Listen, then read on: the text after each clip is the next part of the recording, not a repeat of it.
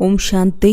ಇಂದಿನ ದಿನಾಂಕ 24/6/2024. ಪ್ರಾರ್ಥ ಮುರುಳಿ ಮಾತೇಶ್ವರಿ ರಿವೈಸ್ 1965 ಮಧುಬನ.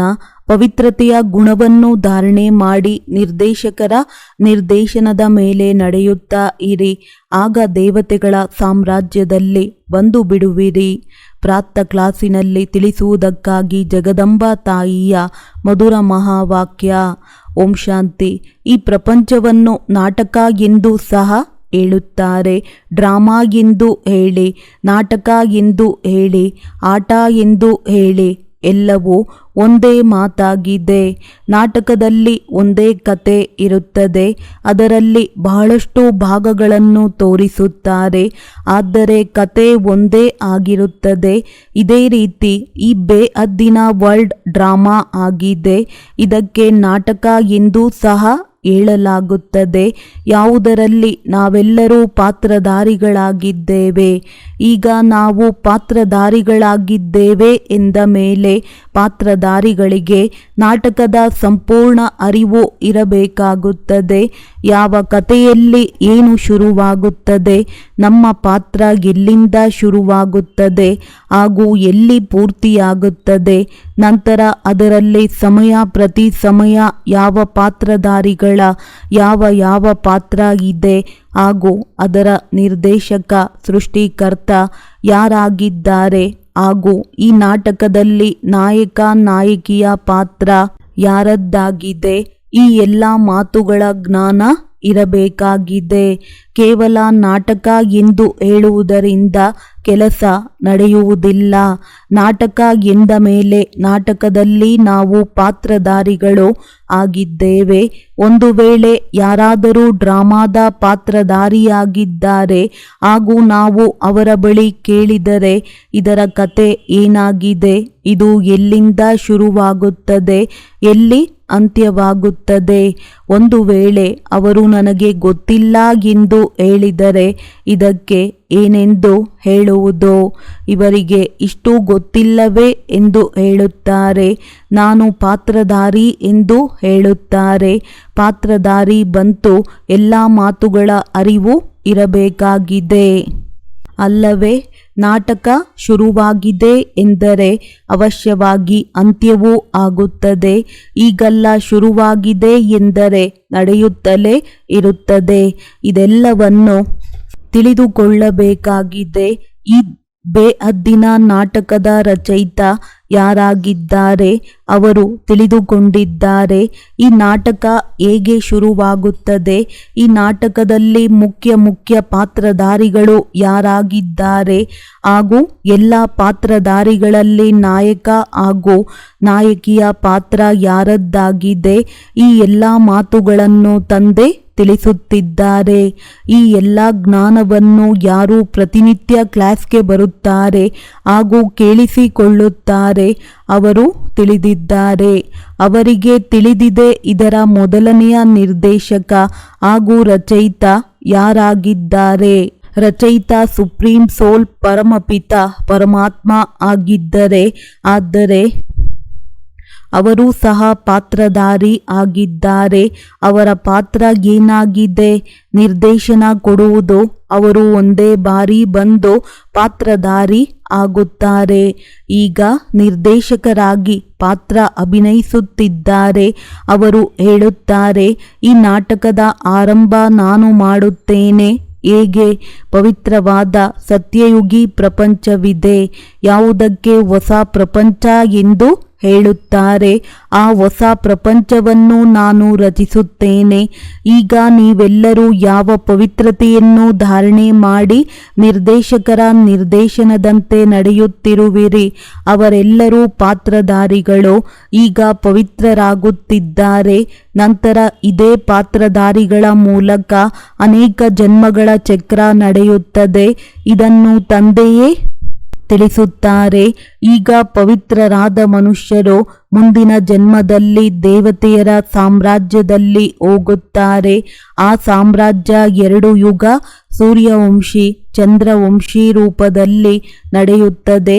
ನಂತರ ಆ ಸೂರ್ಯವಂಶಿ ಚಂದ್ರವಂಶಿ ಪಾತ್ರಧಾರಿಗಳ ಪಾತ್ರ ಯಾವಾಗ ಪೂರ್ತಿಯಾಗುತ್ತದೆ ಆಗ ಮತ್ತೆ ಸ್ವಲ್ಪ ಕೆಳಗೆ ಇಳಿಯುತ್ತಾರೆ ಅಥವಾ ವಾಮ ಮಾರ್ಗದಲ್ಲಿ ಬರುತ್ತಾರೆ. ನಂತರ ಅನ್ಯ ಧರ್ಮಗಳ ಸಮಯ ಬರುತ್ತದೆ. ಇಬ್ರಾಹಿಂ, ಬೌದ್ಧ, ನಂತರ ಕ್ರಿಶ್ಚಿಯನ್, ಈ ಎಲ್ಲ ಧರ್ಮಸ್ಥರು ಬಂದು ತಮ್ಮ ತಮ್ಮ ಧರ್ಮ ಸ್ಥಾಪನೆ ಮಾಡುತ್ತಾರೆ. ಹಾಗಾದರೆ ನೋಡಿ, ನಾಟಕದ ಕತೆ ಎಲ್ಲಿಂದ ಶುರುವಾಯಿತೋ, ಎಲ್ಲಿ ಅಂತ್ಯವಾಯಿತೋ, ಅದರ ಮಧ್ಯದಲ್ಲಿ ಬೇರೆ ಬೇರೆ ಬೈಫ್ಲ್ಯಾಟ್ಗಳು ಹೇಗೆ ನಡೆಯುತ್ತದೆ, ಈ ಎಲ್ಲ ವೃತ್ತಾಂತವನ್ನು ಕುಳಿತುಕೊಂಡು ತಿಳಿಸುತ್ತಾರೆ. ಈಗ ಈ ನಾಟಕ ಅಂತ್ಯವಾಗುವುದರಲ್ಲಿದೆ. ಆ ನಾಟಕವನ್ನು 3 ಗಂಟೆಯಲ್ಲಿ ಪೂರ್ತಿಯಾಗುತ್ತದೆ. ಇದಕ್ಕೆ 5,000 ವರ್ಷಗಳು ಹಿಡಿಸುತ್ತದೆ. ಬಾಕಿ ಅದರಲ್ಲಿ ಸ್ವಲ್ಪ ವರ್ಷವಿದೆ. ಈಗ ಅದರ ತಯಾರಿ ನಡೆಯುತ್ತಿದೆ.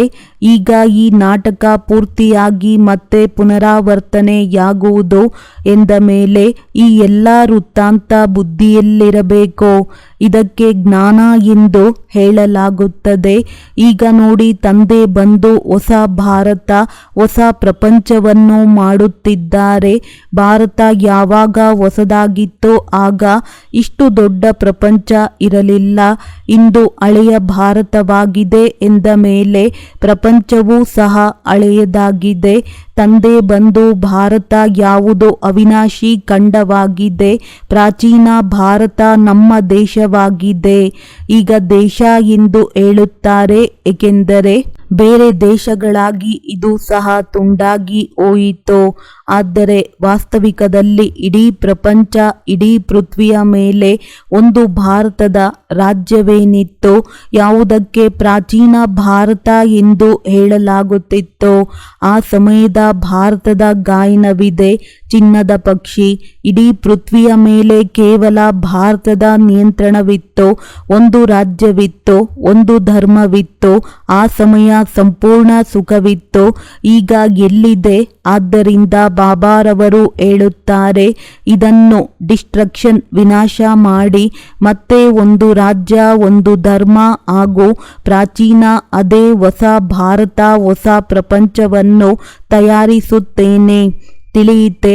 ಆ ಪ್ರಪಂಚದಲ್ಲಿ ಯಾವ ದುಃಖವೂ ಇಲ್ಲ, ಯಾವ ರೋಗವೂ ಇಲ್ಲ, ಎಂದೂ ಯಾವುದೇ ಅಕಾಲ ಮೃತ್ಯು ಇಲ್ಲ.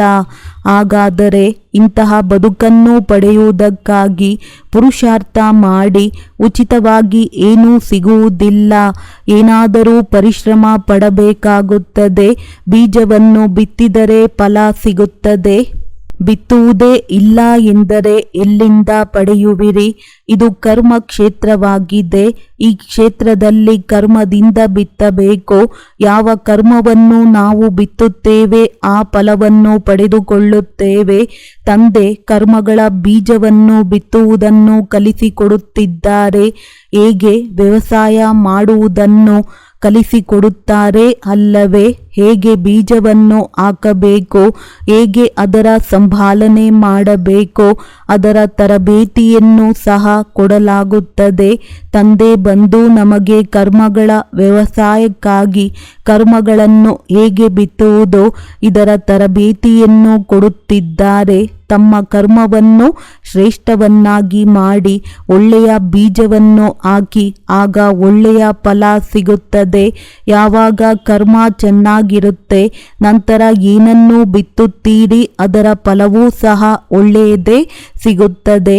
ಒಂದು ವೇಳೆ ಕರ್ಮರೂಪಿ ಬೀಜದಲ್ಲಿ ಶಕ್ತಿ ಇಲ್ಲ ಎಂದರೆ ಕೆಟ್ಟ ಕರ್ಮವನ್ನು ಬಿತ್ತಿದರೆ ಯಾವ ಫಲ ಸಿಗುವುದೋ? ಏನನ್ನು ತಿನ್ನುತ್ತಿರುವಿರಿ ಮತ್ತೆ ಅಳುತ್ತಿರುವಿರಿ, ಏನನ್ನು ತಿನ್ನುತ್ತಿರುವಿರಿ ಅದರಲ್ಲಿಯೇ ಅಳುತ್ತಿರುವಿರಿ. ದುಃಖ ಹಾಗೂ ಅಶಾಂತಿ ಇದೆ. ಯಾವುದಾದರೂ ಒಂದು ರೋಗ, ತೊಂದರೆ ಬರುತ್ತಾ ಇರುತ್ತದೆ. ಎಲ್ಲ ಮಾತುಗಳು ಮನುಷ್ಯನನ್ನು ದುಃಖಿಯನ್ನಾಗಿ ಮಾಡುತ್ತದೆ ಅಲ್ಲವೇ? ಆದ್ದರಿಂದ ಬಾಬಾರವರು ಹೇಳುತ್ತಾರೆ, ಈಗ ನಿಮ್ಮ ಕರ್ಮಗಳನ್ನು ನಾನು ಶ್ರೇಷ್ಠ ಗುಣಮಟ್ಟದ್ದನ್ನಾಗಿ ಮಾಡುತ್ತೇನೆ. ಹೇಗೆ ಬೀಜ ಯಾವ ಗುಣಮಟ್ಟದ್ದಾಗಿರುತ್ತದೆ, ಅದೇ ಕ್ವಾಲಿಟಿಯ ಬೀಜವನ್ನು ಬಿತ್ತಿದರೆ ಅದರ ಫಲ ಒಳ್ಳೆಯದು ಸಿಗುತ್ತದೆ. ಒಂದು ವೇಳೆ ಬೀಜ ಒಳ್ಳೆಯ ಗುಣಮಟ್ಟದ್ದು ಇಲ್ಲದಿದ್ದರೆ ಒಳ್ಳೆಯ ಗುಣಮಟ್ಟದ ಫಲವೂ ಸಿಗುವುದಿಲ್ಲ ಎಂದ ಮೇಲೆ ನಮ್ಮ ಕರ್ಮವೂ ಸಹ ಒಳ್ಳೆಯ ಗುಣಮಟ್ಟದ್ದಾಗಿರಬೇಕು. ಈಗ ಬಾಬಾ ಅವರು ನಮ್ಮ ಕರ್ಮರೂಪಿ ಬೀಜವನ್ನು ಒಳ್ಳೆಯ ಗುಣಮಟ್ಟದ್ದನ್ನಾಗಿ ಮಾಡುತ್ತಾರೆ. ಇಂತಹ ಶ್ರೇಷ್ಠ ಗುಣಮಟ್ಟದ ಬೀಜವನ್ನು ಒಂದು ವೇಳೆ ಬಿತ್ತಿದರೆ ಶ್ರೇಷ್ಠ ಫಲವೇ ಸಿಗುತ್ತದೆ. ತಮ್ಮ ಕರ್ಮದ ಯಾವ ಬೀಜವಿದೆ ಅದನ್ನು ಒಳ್ಳೆಯದನ್ನಾಗಿ ಮಾಡಿಕೊಳ್ಳಿ ಹಾಗೂ ನಂತರ ಚೆನ್ನಾಗಿ ಬಿತ್ತುವುದನ್ನು ಕಲಿಯಿರಿ. ಈ ಎಲ್ಲ ಮಾತುಗಳನ್ನು ತಿಳಿದುಕೊಂಡು ಈಗ ತಮ್ಮ ಪುರುಷಾರ್ಥ ಮಾಡಿ. ಒಳ್ಳೆಯದು. ಈಗ 2 ನಿಮಿಷ ಸೈಲೆನ್ಸ್ನ ಅರ್ಥ ನಾನು ಆತ್ಮನಾಗಿದ್ದೇನೆ. ಮೊದಲು ಸೈಲೆನ್ಸ್, ನಂತರ ಮಾತಿನಲ್ಲಿ ಬರುತ್ತೇವೆ. ಈಗ ತಂದೆ ಹೇಳುತ್ತಾರೆ, ಮತ್ತೆ ನಡೆಯಿರಿ ಶಾಂತಿಯ ಪ್ರಪಂಚಕ್ಕೆ ಎಂದರೆ ಸೈಲೆನ್ಸ್. ಶಾಂತಿ ನಮ್ಮ ಸ್ವಧರ್ಮವಾಗಿದೆ. ಆ ಶಾಂತಿಯಲ್ಲಿ ಹೋಗುವುದಕ್ಕಾಗಿ ಹೇಳುತ್ತಾರೆ. ಈ ದೇಹವನ್ನು ಹಾಗೂ ದೇಹ ಸಹಿತ ದೇಹದ ಸಂಬಂಧಿಗಳ ಮೋಹವನ್ನು ಬಿಡಿ. ಅದರಿಂದ ಭಿನ್ನರಾಗಿ ಸನ್ ಆಫ್ ಸುಪ್ರೀಂ ಸೋಲ್ ಈಗ ನನ್ನನ್ನು ನೆನಪು ಮಾಡಿ ಹಾಗೂ ನನ್ನ ಧಾಮದಲ್ಲಿ ಬಂದು ಬಿಡಿ. ಈಗ ಹಿಂತಿರುಗಿ ನಡೆಯುವ ಗಮನವಿಡಿ. ಈಗ ಮತ್ತೆ ಬರುವ ಚಿಂತೆಯನ್ನು ಮಾಡಬೇಡಿ. ಅಂತ್ಯಮತಿ ಸೋಗತಿ. ಈಗ ಯಾರ ಮೇಲೂ ಮೋಹವಿಲ್ಲ. ಈಗಂತೂ ಶರೀರದ ಮೋಹವನ್ನು ಸಹ ಬಿಟ್ಟು ಬಿಡಿ.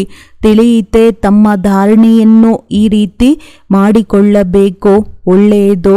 ಈಗ ಶಾಂತಿಯಲ್ಲಿ ಕುಳಿತುಕೊಳ್ಳಿ. ನಡೆಯುತ್ತಾ ಓಡಾಡುತ್ತಾ ಸಹ ಸೈಲೆನ್ಸ್, ಮಾತನಾಡುತ್ತಾ ಸಹ ಸೈಲೆನ್ಸ್. ಮಾತನಾಡುತ್ತಾ ಹೇಗೆ ಶಾಂತವಾಗಿರುವುದು ತಿಳಿದಿದೆಯೇ? ಮಾತನಾಡುವ ಸಮಯ ನಮ್ಮ ಬುದ್ಧಿಯೋಗ ತಮ್ಮ ಅದೇ ನಾನೊಂದು ಆತ್ಮನಾಗಿದ್ದೇನೆ. ಮೊದಲು ಪವಿತ್ರ ಆತ್ಮ ಅಥವಾ ಶಾಂತ ಆತ್ಮ, ಇದು ನೆನಪಿರಬೇಕು. ಮಾತನಾಡುತ್ತಾ ನಮ್ಮಲ್ಲಿ ಈ ಜ್ಞಾನವಿರಬೇಕು, ನಾನೊಂದು ಆತ್ಮನಾಗಿದ್ದೇನೆ.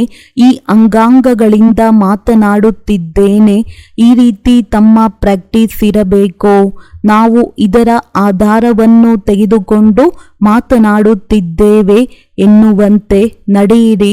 ಈಗ ಕಣ್ಣುಗಳ ಆಧಾರವನ್ನು ತೆಗೆದುಕೊಳ್ಳೋಣ. ನೋಡುತ್ತಿದ್ದೇವೆ. ಯಾವುದರ ಅವಶ್ಯಕತೆ ಇದೆ ಅದರ ಆಧಾರವನ್ನು ತೆಗೆದುಕೊಂಡು ಕೆಲಸ ಮಾಡಿ. ಈ ರೀತಿ ಆಧಾರವನ್ನು ತೆಗೆದುಕೊಂಡು ಕೆಲಸ ಮಾಡಿದರೆ ಬಹಳ ಖುಷಿ ಇರುವುದು ಮತ್ತು ಯಾವುದೇ ಕೆಟ್ಟ ಕೆಲಸವೂ ನಡೆಯುವುದಿಲ್ಲ. ಒಳ್ಳೆಯದು. ಇಂತಹ ಬಾಪ್ತಾದ ಹಾಗೂ ತಾಯಿಯ ಮಧುರ ಬಹಳ ಒಳ್ಳೆಯ ಸದಾ ಶಾಂತಿ ಮಾಡುವಂತಹ ಮಕ್ಕಳ ಪ್ರತಿ ನೆನಪು ಹಾಗೂ ಶುಭೋದಯ.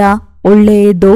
ಸಂದೇಶಿಯ ತನುವಿನ ಮೂಲಕ ಆಲ್ಮೈಟಿ ತಂದೆಯ ಉಚ್ಚರಿತ ಮಹಾವಾಕ್ಯಗಳು ಮಾತೇಶ್ವರಿ ಅವರ ಪ್ರತಿ. ಏ ಶಿರೋಮಣಿ ರಾಧೆ ಮಗಳೇ, ನೀವು ಪ್ರತಿದಿನ ನನ್ನ ಸಮಾನ ದಿವ್ಯ ಕಾರ್ಯದಲ್ಲಿ ತತ್ಪರರಾಗಿದ್ದೀರಿ. ಅರ್ಥಾತ್ ವೈಷ್ಣವ ಶುದ್ಧ ಸ್ವರೂಪರಾಗಿದ್ದೀರಿ. ಶುದ್ಧ ಸೇವೆಯನ್ನು ಮಾಡುತ್ತೀರಿ. ಆದ್ದರಿಂದ ಸಾಕ್ಷಾತ್ ನನ್ನ ಸ್ವರೂಪರಾಗಿದ್ದೀರಿ. ಯಾವ ಮಕ್ಕಳು ತನ್ನ ತಂದೆಯ ಹೆಜ್ಜೆಯಂತೆ ನಡೆಯುವುದಿಲ್ಲ ಅವರಿಂದ ನಾನು ದೂರವಾಗಿದ್ದೇನೆ. ಏಕೆಂದರೆ ಮಕ್ಕಳಂತೂ ತಂದೆಯ ಸಮಾನವಾಗಿ ಅವಶ್ಯವಾಗಿ ಇರಬೇಕು. ಈ ನಿಯಮ ಈಗ ಸ್ಥಾಪನೆಯಾಗುತ್ತದೆ. ಇದು ಸತ್ಯಯುಗ ತ್ರೇತಾಯುಗದವರೆಗೂ ನಡೆಯುತ್ತದೆ. ಅಲ್ಲಿ ತಂದೆಯಂತೆ ಮಗ ಇರುತ್ತಾನೆ. ಆದರೆ ದ್ವಾಪರ ಕಲಿಯುಗದಲ್ಲಿ ತಂದೆಯಂತೆ ಮಗ ಇರುವುದಿಲ್ಲ. ಈಗ ಮಕ್ಕಳಿಗೆ ತಂದೆಯ ಸಮಾನ ಆಗುವ ಪರಿಶ್ರಮ ಮಾಡಬೇಕಾಗುತ್ತದೆ. ಆದರೆ ಅಲ್ಲಂತೂ ಪ್ರಾಕೃತಿಕವಾಗಿ ಇಂತಹ ನಿಯಮ ಮಾಡಲ್ಪಟ್ಟಿದೆ. ಎಂತಹ ತಂದೆ ಅಂತಹ ಮಗ. ಅನಾದಿ ನಿಯಮ ಈ ಸಂಗಮದ ಸಮಯದಲ್ಲಿ ಈಶ್ವರ ತಂದೆ ಪ್ರತ್ಯಕ್ಷವಾಗಿ ಸ್ಥಾಪನೆ ಮಾಡುತ್ತಾರೆ. ಮಧುರ ಮಧುರ ದಿವ್ಯ ಪುರುಷಾರ್ಥಿ ಮಗಳೇ, ಈಗ ನಿಮಗೆ ಬಹಳ ರಮಣೀಕ ಮಧುರ ಆಗಬೇಕು ಹಾಗೂ ಅನ್ಯರನ್ನು ಮಾಡಬೇಕು. ಈಗ ವಿಶ್ವ ಸಾವರ್ಣಿಟಿಯ ಚಾವಿ ಕ್ಷಣದಲ್ಲಿ ಪ್ರಾಪ್ತಿ ಮಾಡಿಕೊಳ್ಳುವುದು ಹಾಗೂ ಮಾಡಿಸುವುದು ನಿನ್ನ ಕೈಯಲ್ಲಿದೆ. ನೋಡು, ಸರ್ವಶಕ್ತಿವಂತ ಯಾರು ಪ್ರತಿಯೊಂದು ಜೀವ ಪ್ರಾಣಿಯ ಮಾಲೀಕನಾಗಿದ್ದಾರೆ. ಯಾವಾಗ ಅವರು ಪ್ರಾಕ್ಟಿಕಲ್ನಲ್ಲಿ ಈ ಕರ್ಮ ಕ್ಷೇತ್ರದಲ್ಲಿ ಬಂದಿದ್ದಾರೆ, ಆಗ ಇಡೀ ಸೃಷ್ಟಿ ಹ್ಯಾಪಿ ಹೌಸ್ ಆನಂದದ ಮನೆ ಆಗಿಬಿಡುತ್ತದೆ. ಈ ಸಮಯ ಅದೇ ಜೀವ ಪ್ರಾಣಿಯರ ಮಾಲೀಕ ಅವ್ಯಕ್ತ ರೀತಿಯಲ್ಲಿ ಸೃಷ್ಟಿಯನ್ನು ನಡೆಸುತ್ತಿದ್ದಾರೆ. ಆದರೆ ಯಾವಾಗ ಅವರು ಪ್ರತ್ಯಕ್ಷ ರೂಪದಲ್ಲಿ ದೇಹಧಾರಿಯಾಗಿ ಮಾಲೀಕತನದಿಂದ ಕರ್ಮ ಕ್ಷೇತ್ರದಲ್ಲಿ ಬರುತ್ತಾರೆ, ಆಗ ಸತ್ಯಯುಗ ತ್ರೇತಾದಲ್ಲಿ ಎಲ್ಲ ಜೀವ ಪ್ರಾಣಿಗಳು ಸುಖಿಯಾಗಿ ಬಿಡುತ್ತಾರೆ. ಅಲ್ಲಿ ಸತ್ಯತೆಯ ದರ್ಬಾರು ತೆರೆದಿರುತ್ತದೆ. ಯಾರು ಈಶ್ವರೀಯ ಸುಖ ಪ್ರಾಪ್ತಿ ಮಾಡಿಕೊಳ್ಳುವ ಅರ್ಥ ಪುರುಷಾರ್ಥ ಮಾಡಿದ್ದಾರೆ, ಅವರಿಗೆ ಅಲ್ಲಿ ಸದಾ ಕಾಲಕ್ಕಾಗಿ ಸುಖದ ಪ್ರಾಪ್ತಿಯಾಗುತ್ತದೆ. ಈ ಸಮಯ ಎಲ್ಲ ಜೀವ ಪ್ರಾಣಿಗಳಿಗೆ ಸುಖದ ದಾನ ಸಿಗುವುದಿಲ್ಲ. ಪುರುಷಾರ್ಥವೇ ಪ್ರಾರಬ್ಧವನ್ನು ಸೆಳೆಯುತ್ತದೆ. ಯಾರಿಗೆ ಈಶ್ವರನೊಂದಿಗೆ ಯೋಗವಿದೆ, ಅವರಿಗೆ ಈಶ್ವರನ ಮೂಲಕ ಸಂಪೂರ್ಣ ಸುಖದ ದಾನ ಸಿಗುತ್ತದೆ. ಅಹೋ, ನೀವು ಅದೇ ಶಕ್ತಿಯಾಗಿದ್ದೀರಿ.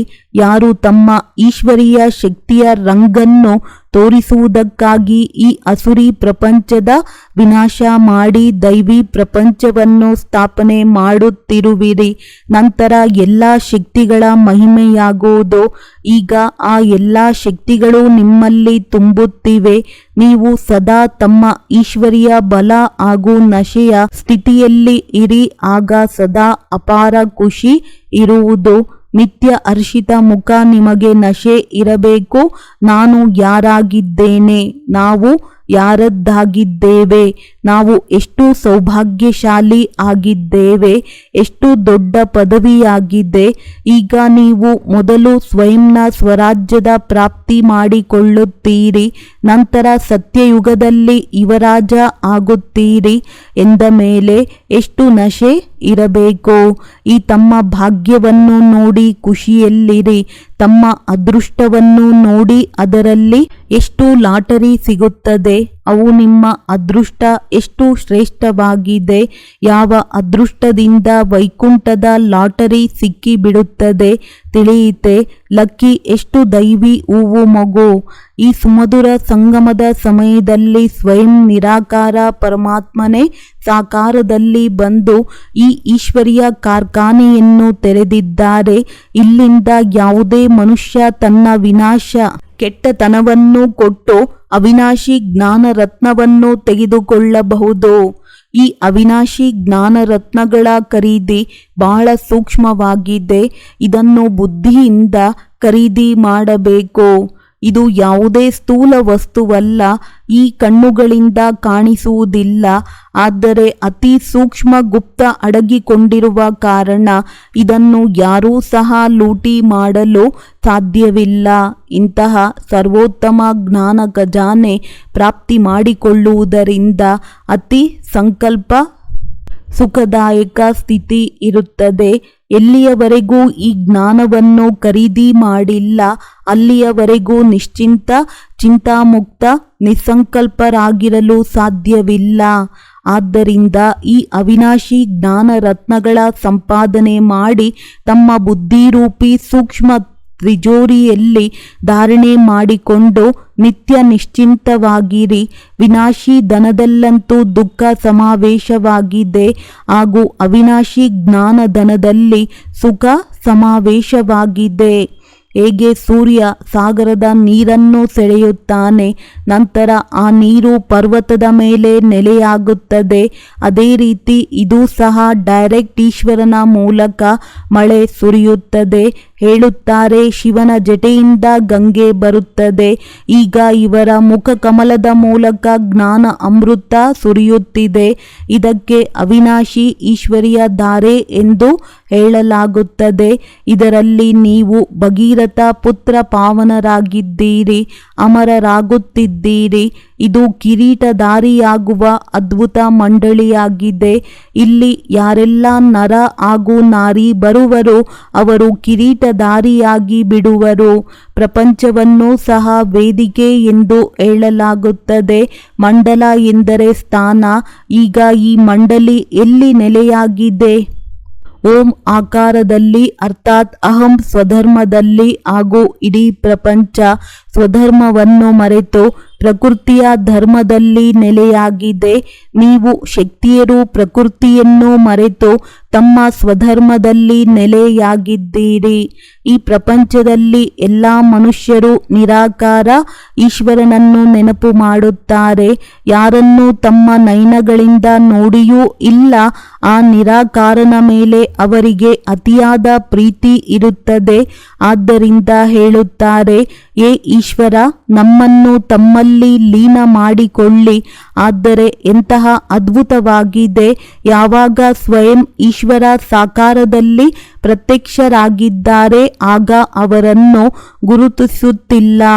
ಈಶ್ವರನಿಗೆ ಅತಿ ಪ್ರಿಯ ಭಕ್ತರು ಈ ರೀತಿ ಹೇಳುತ್ತಾರೆ, ಎಲ್ಲಿ ನೋಡಿದರೂ ಅಲ್ಲಿ ನೀವು ಕಾಣಿಸುತ್ತೀರಿ. ಬಲೆ ಅವರು ನೋಡುತ್ತಾರೆ, ಆದರೆ ಬುದ್ಧಿಯೋಗದಿಂದ ಇದನ್ನು ಅನುಭವ ಮಾಡುತ್ತಾರೆ. ಈಶ್ವರ ಸರ್ವವ್ಯಾಪಿಯಾಗಿದ್ದಾರೆ. ಆದರೆ ನೀವು ಅನುಭವದಿಂದ ಹೇಳುತ್ತೀರಿ, ಸ್ವಯಂ ನಿರಾಕಾರ ಈಶ್ವರ ಪ್ರಾಕ್ಟಿಕಲ್ ಸಾಕಾರದಲ್ಲಿ ಇಲ್ಲಿ ಬಂದಿದ್ದಾರೆ.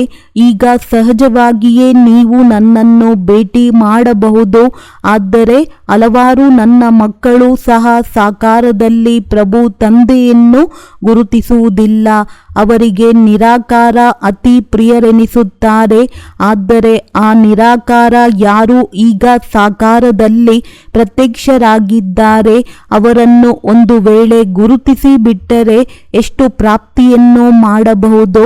ಏಕೆಂದರೆ ಪ್ರಾಪ್ತಿಯಂತೂ ಸಾಕಾರದಿಂದಲೇ ಆಗುತ್ತದೆ. ಬಾಕಿ ಯಾರೆಲ್ಲ ಈಶ್ವರನನ್ನು ದೂರ ನಿರಾಕಾರ ಎಂದು ತಿಳಿಯುತ್ತಾರೆ ಹಾಗೂ ನೋಡುತ್ತಾರೆ, ಯಾರಿಗೆ ಯಾವುದೇ ಪ್ರಾಪ್ತಿ ಇಲ್ಲ ಅವರು ಭಕ್ತರಾಗಿದ್ದಾರೆ. ಅವರಿಗೆ ಯಾವುದೇ ಜ್ಞಾನವಿಲ್ಲ. ಈಗ ಸಾಕಾರ ಪ್ರಭು ತಂದೆಯನ್ನು ತಿಳಿದುಕೊಂಡವರು ಜ್ಞಾನಿ ಮಕ್ಕಳಾಗಿದ್ದಾರೆ. ಸರ್ವ ದೈವಿ ಗುಣಗಳ ಸುಗಂಧದಿಂದ ತುಂಬಿರುವಂತಹ ಮಧುರ ಹೂಗಳು ತನ್ನ ಪ್ರಭು ತಂದೆಯ ಮೇಲೆ ತಮ್ಮ ಜೀವನವನ್ನು ಸಮರ್ಪಣೆ ಮಾಡಿಬಿಡುತ್ತಾರೆ. ಇದರಿಂದ ಅವರಿಗೆ ಜನ್ಮ ಜನ್ಮಾಂತರ ಸಂಪೂರ್ಣ ದೇವತೆಯ ದಿವ್ಯ ಶೋಭನಿಕ ತನು ಪ್ರಾಪ್ತಿಯಾಗುತ್ತದೆ. ಸ್ವಯಂ ಅನ್ನು ತಿಳಿದುಕೊಳ್ಳುವುದರಿಂದಲೇ ನಿಮಗೆ ಸರಿ ತಪ್ಪು, ಸತ್ಯ ಅಸತ್ಯದ ಪರಿಶೀಲನೆ ಮಾಡಲು ಸಾಧ್ಯ. ಈ ಈಶ್ವರಿಯ ಜ್ಞಾನದಿಂದ ಸತ್ಯ ಮಾತುಗಳೇ ಹೊರಬರುತ್ತದೆ. ಇದರಿಂದ ಯಾರೊಂದಿಗೂ ಸಹ ಸಂಘ ದೋಷ ಬರಲು ಸಾಧ್ಯವಿಲ್ಲ. ಸಂಘದ ನೆರಳು ಅವರ ಮೇಲೆ ಬೀಳುತ್ತದೆ. ಯಾರು ಸ್ವಯಂ ಅಜ್ಞಾನವಶ ಆಗಿದ್ದಾರೆ, ಈ ಸಮಯ ಸತ್ಯ ಪ್ರಪಂಚ ಇಲ್ಲವೇ ಇಲ್ಲ. ಆದ್ದರಿಂದ ಯಾರ ಮಾತಿನ ಮೇಲೂ ಭರವಸೆ ಇಡದೆ ಅವರಿಂದ ಲಿಖಿತವಾಗಿ ಬರೆಸಿಕೊಳ್ಳುತ್ತಾರೆ. ಮನುಷ್ಯರ ಮಾತುಗಳು ಅಸತ್ಯವಾಗಿವೆ. ಒಂದು ವೇಳೆ ಸತ್ಯವಾಗಿದ್ದರೆ ಅವರ ಮಹಾವಾಕ್ಯಗಳು ಪೂಜಿಸಲ್ಪಡುತ್ತಿದ್ದವು. ನೋಡಿ ಹೇಗೆ ದಿವ್ಯ ತಂದೆಯ ಸತ್ಯ ಮಹಾವಾಕ್ಯಗಳ ಶಾಸ್ತ್ರಗಳನ್ನಾಗಿ ಮಾಡಲಾಗಿದೆ. ಯಾವುದರ ಗಾಯನ ಹಾಗೂ ಪೂಜೆ ನಡೆಯುತ್ತದೆ.